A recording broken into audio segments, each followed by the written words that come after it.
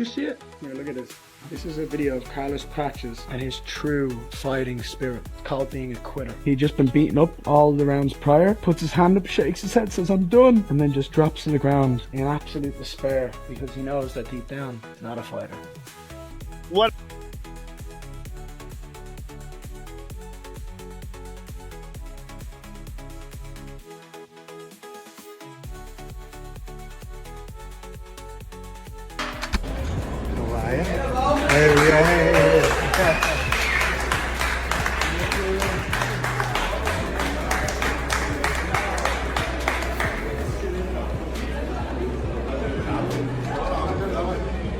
What you would like to do next, because there are plenty of options for you. Yeah, well, I guess got to talk to the UFC. You know, I did mention Mosvar.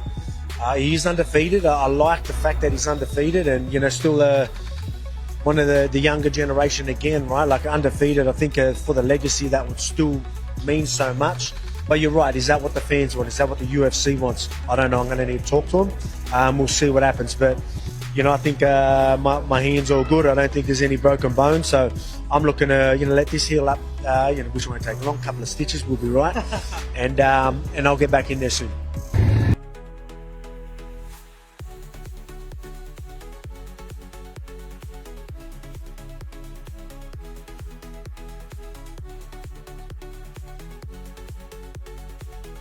Impressed with me. Paddy Pimble really showed me something on Saturday night.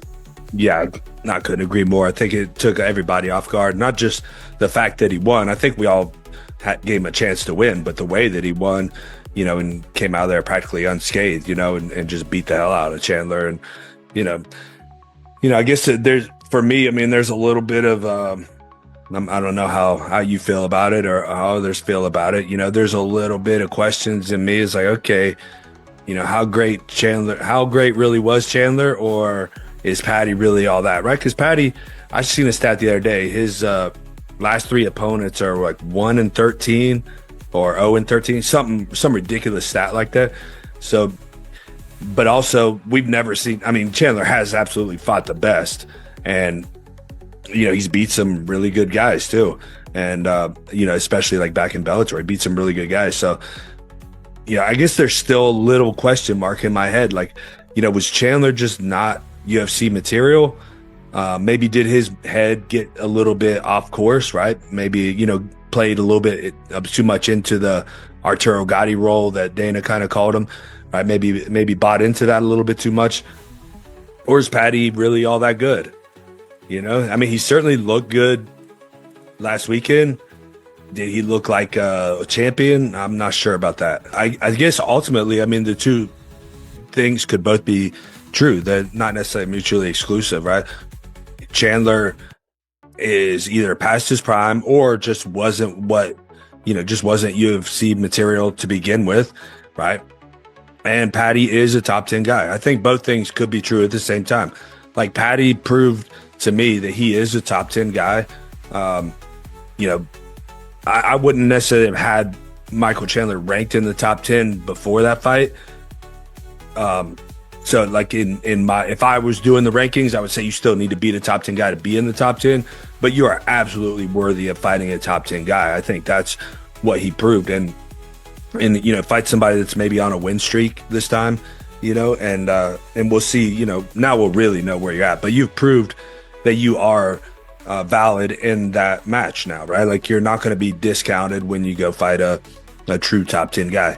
And Chandler, you know, I have the questions of, was his best years in Bellator? And that's what I mean. But I mean, he's a great fighter. You know, I don't want to take anything away from him. But, you know, I get the feeling that just his best years were in Bellator. And, you know, he got to the UFC a little bit too late. He was maybe out of his prime. Or he just kind of bought into the hype a little bit too much, right? And kind of, you know, kind of what I thought Justin Gaethje was going to turn into. Like, the guy that just goes out and puts on wars for fun and, you know, sort of the old Chris Lytle type guy, right? Like, I'm just fighting for fight of the night type guy.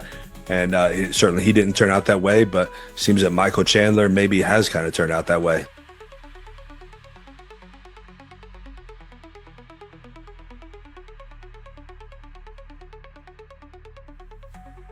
The GFL is fucking canceled, guys. Man.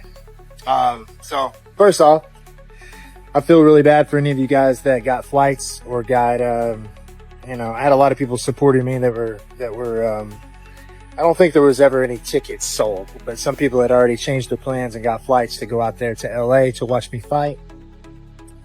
And, man, it seems like it's all just a big, I don't know, lack of a better word, scam. I don't know, man. But that's just what it looks like. There wasn't any proof of the money that was supposed to be paid to the fighters, and we all got screwed on this one.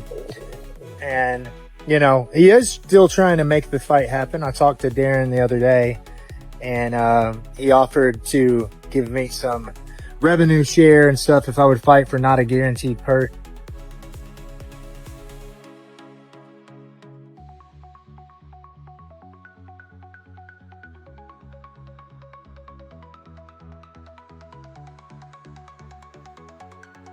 Mateos, you dirty dog. You beat me up. You busted my good ear. I can forgive, but I cannot forget. I'm gonna get you back, bro.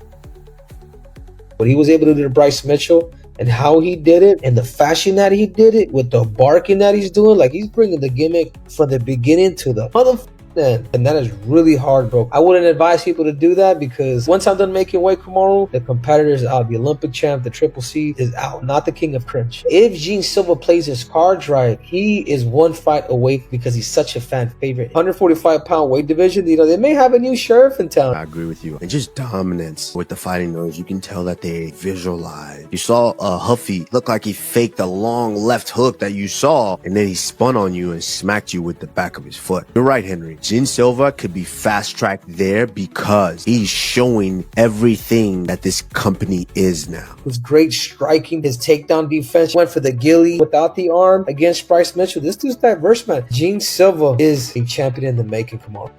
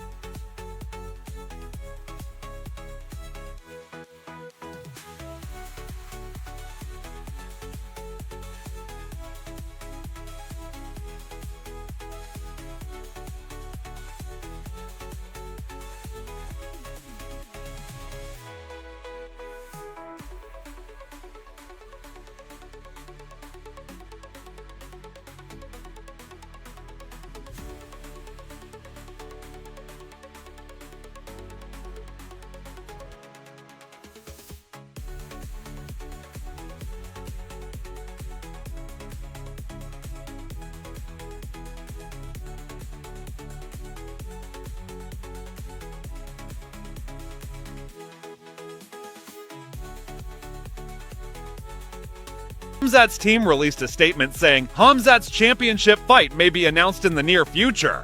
There are still some nuances, but everything is heading in that direction. Such a fight is possible in June.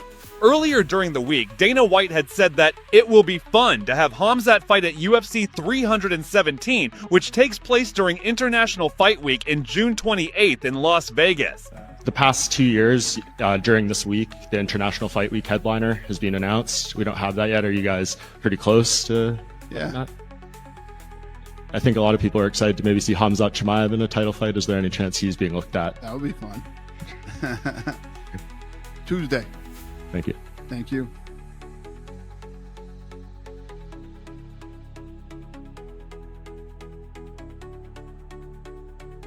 Кто опаснее сейчас для Ислама Махачева? Арман Царукян или Илья Топурия? Мое личное мнение, не то чтобы там опасен, скажем так, более конкурентен. Я думаю, что Царукян. Я думаю, Арман посерьезнее боец, чем Топурия. Топурия хороший боец в 66, а в 70 мы его не видели. Я считаю, что Арман более конкурентоспособный для ислама, чем Топурия. А вот то, что он пересол вес выше и про Топурию, оставив пояс и сразу заявляет намерение подраться исламу. Вот ты как это воспринимаешь? Многие его осуждают, что он так сразу хочет ислам. Ну смотрите, ребята, я не знаю просто, какие договоренности были у Топурии с UFC. Просто если смотреть со стороны ислама, ислам уже 2 раза давал шанс чемпиону в 66. Оба раза ислам выиграл. Сейчас 3-й раз ему давать. Ну хорошо, представим, Топурия переходит, перешел и дерется сразу за пояс. Ислам его выиграл. Потом Топурия дерется еще один бой.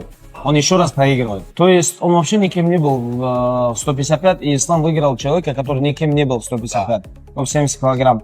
Из-за этого, как для наследия, для ислама, для его резюме, я ислама риски тоже понимаю. И из-за этого ислам говорит, пусть подерется, пусть станет реальным претендентом, и ислам будет драться с любым. Ислам же сказал, я буду драться с любым бойцом.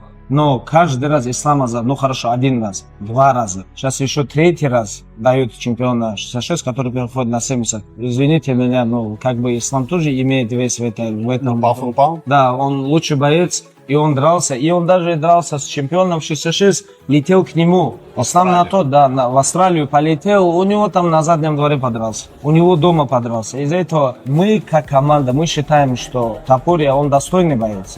Но он чемпион, защитил пояс, выиграл очень серьезных ребят. Но эти все ребята, которые были в 66, даже тот же самый Холлоуэй, которого он выиграл, он перешел на 70, он ничего